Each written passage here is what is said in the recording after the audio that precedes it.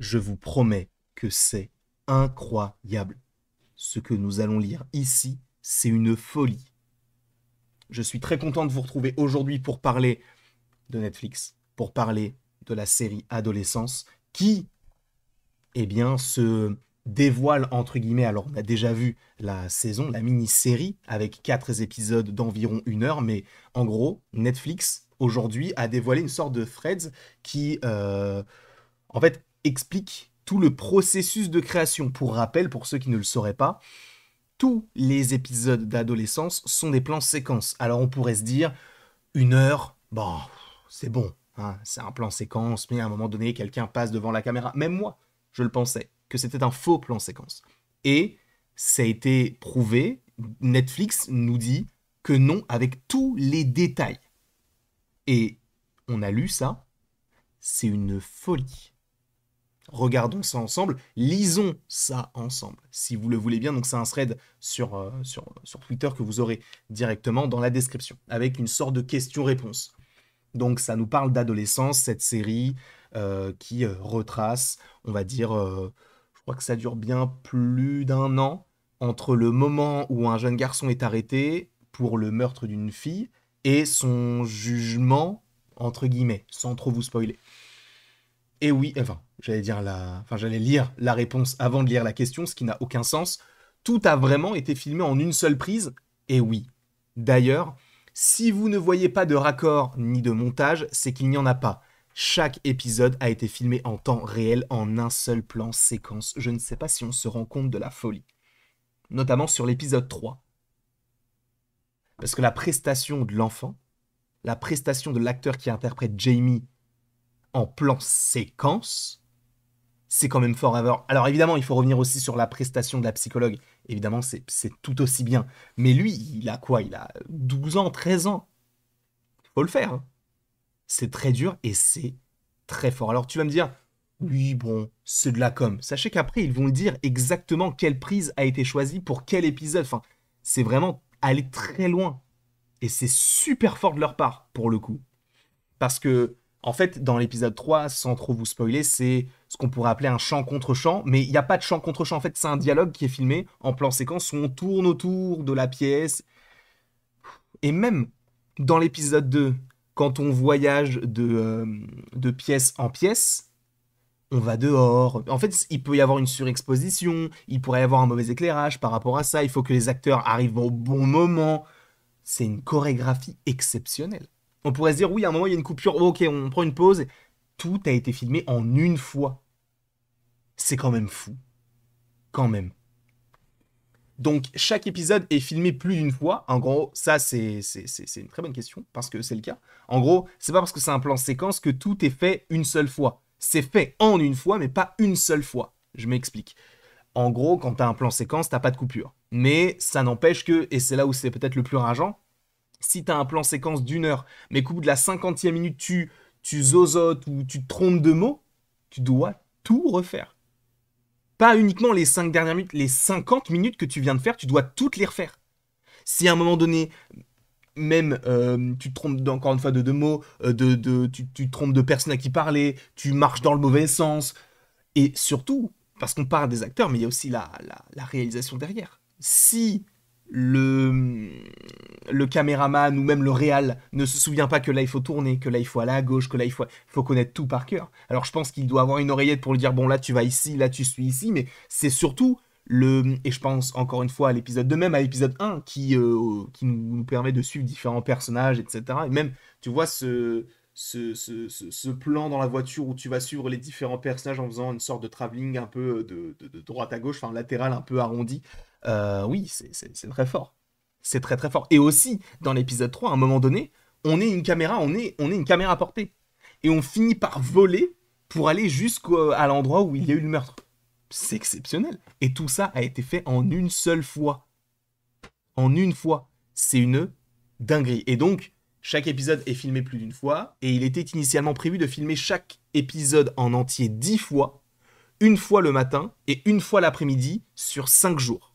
Donc, ils avaient en gros 10 possibilités, même si vous allez voir que sur certains moments, c'était peut-être un petit peu plus. Mais en réalité, Plusieurs tentatives ont échoué et il a fallu recommencer. En gros, admettons, c'était plus une tentative de le faire en une fois le matin et une fois l'après-midi. Mais si tu te trompes dès la 3e minute, on va pas se dire, bon, on a fait la prise de l'après-midi, on va passer à autre chose. Non, on recommence. En fait, on essaie de la faire en une fois le matin et on essaie de la faire en une fois l'après-midi. Et ça pendant 5 jours. Donc ça a dû être assez éprouvant même pour les acteurs qui, sur une mini-série de 4 épisodes, ont dû logiquement tourner 5 x 4, 20 jours pour 4 épisodes.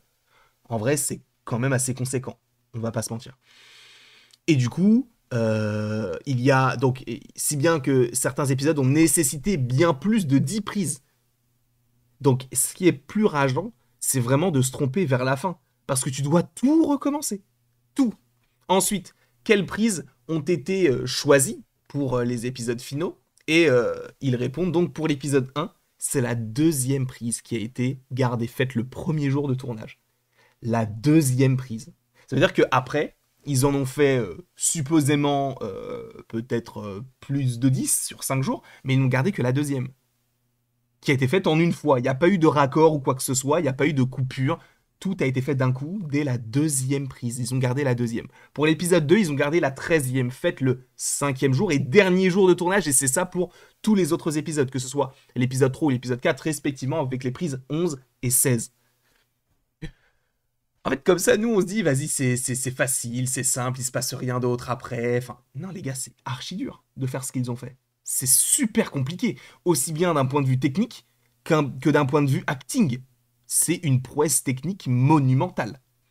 Ensuite, comment se sont préparés les acteurs au jour le jour? En préparation du tournage, des passages du script ont été répétés et certains ajoutés chaque jour. Une folie. Une folie.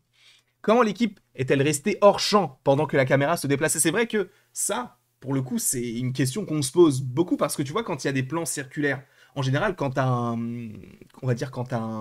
plateau de tournage, bah t'as en face de la caméra le plateau de tournage et derrière, tu as toute l'équipe technique, le HMC, la régie, ce genre de choses. L'éclairage, l'électricien, il y a beaucoup de choses. Il y a beaucoup de choses. Donc comment est-ce que tu fais pour, quand tu fais un travelling circulaire, quand tu tournes sur toi-même, comment tu fais pour que, admettons, les gens derrière se déplacent en même temps? S'il y a des gens, évidemment.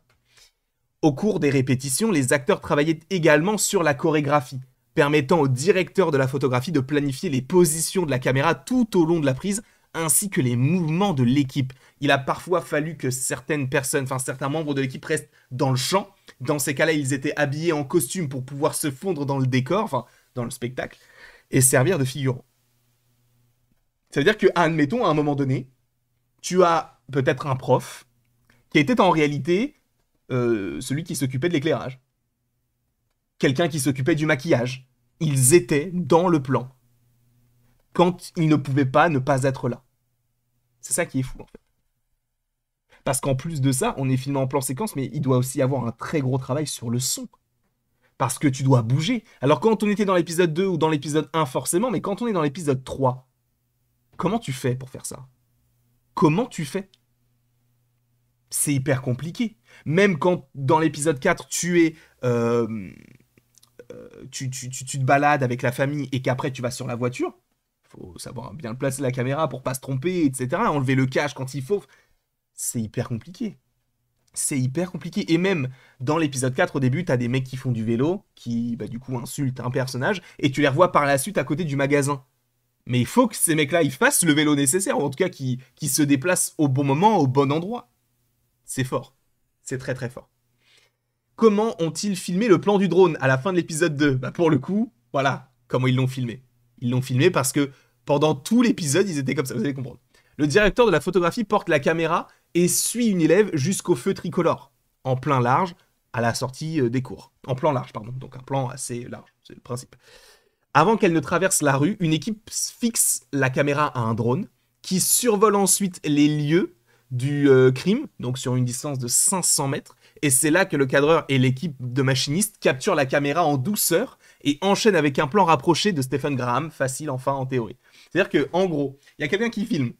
Au même moment où quelqu'un filme, il y a quelqu'un qui, si je comprends bien, fixe un drone à la caméra, Ce qui fait que après le mec qui tient, bah, quand la caméra elle commence à voler avec le drone, il peut la lâcher progressivement. Après, il faut vite aller sur le lieu où, bah, je pense qu'il y avait déjà des gens qui étaient présents, mais où justement le drone devrait se poser, et il se pose limite sur l'épaule d'un mec pour pouvoir suivre le plan. C'est une folie.